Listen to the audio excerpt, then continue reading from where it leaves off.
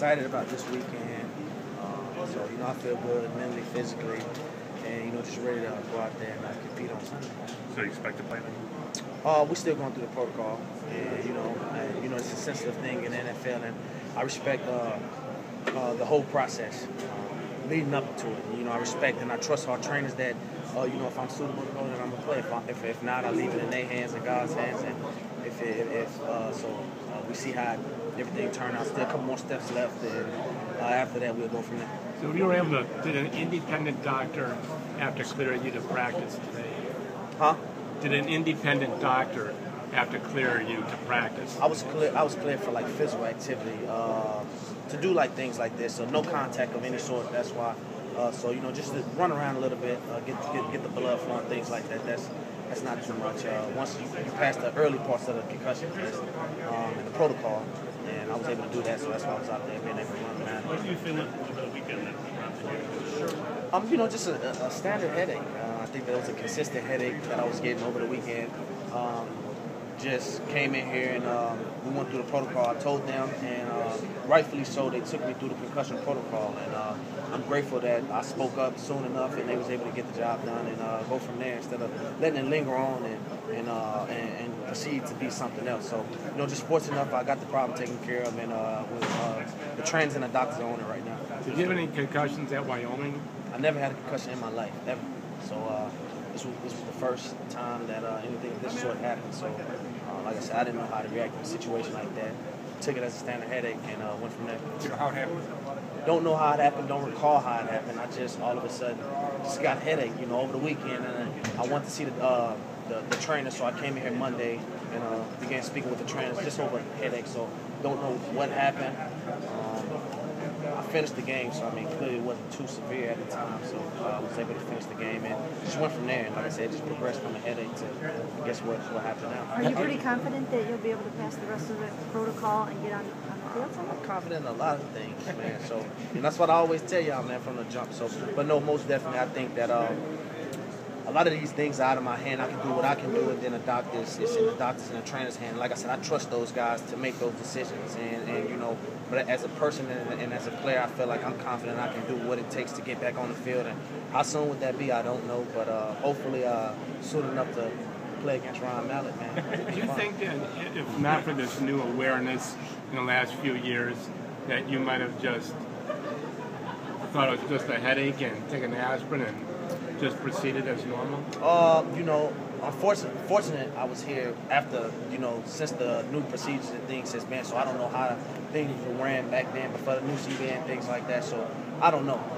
Football is a physical sport. It's probably a lot of guys just shake it off, and as I did it, things go unnoticed, but, I don't know how it was before the new CBA. I just know, with the way that things is carefully taken care of, I was fortunate enough to get in and get it looked at and go from there. Would it be hard for you to not play, especially considering the role you're on?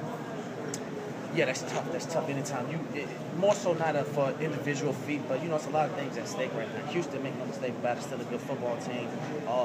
Even with a new first-time quarterback, and, we're on the road right now, 6-3. So I think that more personally, it's not as big as it is team-oriented, because we can go 7-3 and set ourselves up in a good position right now. And I think that I'm going to keep playing on this team, and I want to be out there playing with my brothers out there. So it's more so a prideful thing for the team versus personal goals and trying to get more interceptions and things like that first and foremost. Do you get real wide-eyed? Do you get real wide-eyed when you're playing a first-time starting quarterback?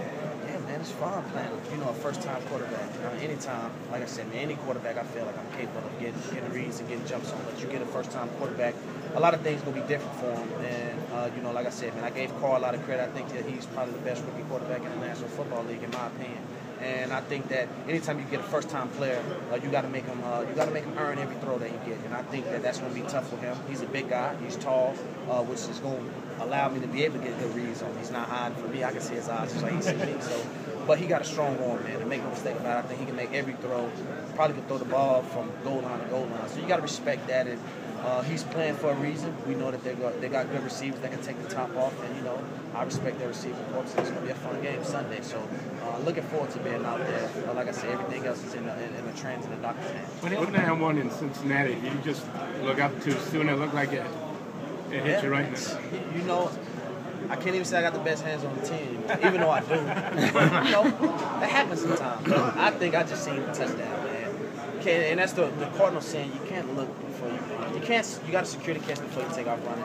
I didn't secure the catch, so for this week until after Sunday, I guess y'all can say Jackson will catch that. The way you and Dante are playing together, though, how much can you keep a first-time quarterback starter guessing a little bit with mixing and matching what you do? Oh man, I think that when you're dealing with a veteran like Dante, and it's easy because he's played some of the best of the best. You know, it's still good quarterbacks that I haven't played that he have, and anytime you got a guy like that, man, it's a crafty veteran like that. It's gonna be difficult for any rookie quarterback to read him, let alone any quarterback in the National Football League. So just being back there, man, just feeding off of him and just taking his lead and following his lead and just going from there, man, I think it's gonna be huge. I think that's gonna be one of the telltale odds coming into the game when it's regarding the Houston Texans passing game. So it's gonna be interesting to see how it shake out. We know that they got good weapons. You know, Andre Johnson, arguably, man, you know, probably going to the Hall of Fame. I have a great deal of respect for him and Hopkins, man. He's definitely playing lights out right now. If you look at it, man, he's their guy this year statistically. So they got guys that they get the ball to, and it's gonna be a fun game.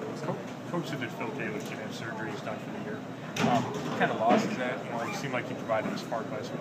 Oh man, Phil Taylor. I mean, you look at it and his pedigree. That I mean, Phil Taylor. You know, the athleticism that he brings, that man in the middle mentality that he brings. I mean, that's tough to come from. And you know, we got guys and everybody that we preach on the next man up role. And you know, we got guys, kids, Billy Wynn, and all these guys, man, can step in and fill the board. But you know, Phil Taylor's, man, a special player. And I think that anytime you lose a player like that, it definitely gonna be missed. So prayers up for him and hopefully for a speedy recovery. And all you can do is just leave it in God's hands. There's word that Arian Foster, there's reports out there, not definite yet, that Arian Foster is not going to play in this game.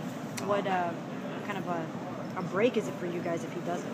Oh man, I mean that's anytime I feel like he's been playing lights out this year. I feel like he's been playing like a top 4 or 5 running back in the National Football League this year. I think he's second or third in rushing, so he probably gonna catch DeMarco Murray. He's doing some crazy stuff, but you know he's a good running back, and anytime you lose something like that in your offense, I mean that's crazy. So you know have the rookie running back. You know he's a good player. He's not Arian Foster by no means, but he's still a good player. He can get the job done. So you lose a blow like that. I mean he's not only a good running back in the running game, he's a good receiver running back. So you losing a component in the passing game. So that's gonna be a big blow for them, especially coming in with a rookie quarterback. He's definitely gonna want all his weapons. But like I said, we just gotta take advantage of every opportunity that we get and just you know make them pick. Tashaun, Jordan Cameron and he's going to miss his 3rd game. He's been ruled out, and Badamosi 2nd.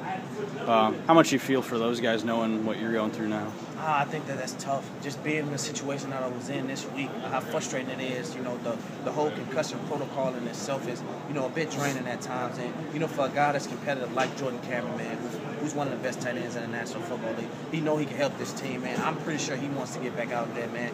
And it's more so frustrating than anything. And being able to speak on the situation because I'm going through it right now, it's just tough, man. You got guys like Badamosi. These are key guys in the development of this football team, man. Young guys, man, that's some of the best at what they do at their respective positions. And I mean, it's tough anytime you're dealing with that situation. So, like I said, man, this is serious though. Head injuries are definitely serious. It's something that you shouldn't play with. And I think that's what it really comes down to. Once those guys are feeling good and healthy and able, I think that they're going to be out here ready to perform, and it's going to be fun to have everybody back. Hey, I know you said you didn't know exactly how it happened, but Coach Pettin said he thought you got kneed when he forced that fumble. Yeah. Did you get kneed in the head on that play, or do you know? You know, I potentially could have, man. I truly don't. I couldn't trace it back to one specific play, honestly. I just know that, you know, the headaches came. It's a physical game, man. I probably got kneed in the head a couple of times during the game. Who knows, man? I just can't trace it back to one specific play to say, hey, I think this is where my concussion came from. When did these headaches really start? Probably like around, you know, Friday afternoon, Friday evening, and it was consistent through the weekend, and that's what made me reach out to the trainers and the doctors come Monday. They was pretty consistent throughout the weekend, and that's when the diagnosis began. Were you out of town when that was going on? No, I was actually in Cleveland. Oh, you stayed here? I was actually in Cleveland. So, and then came here Monday and checked it out. I guess we went from there, and that's when everything started. All right. Diagnosis. Thanks, Tashaun. Thanks.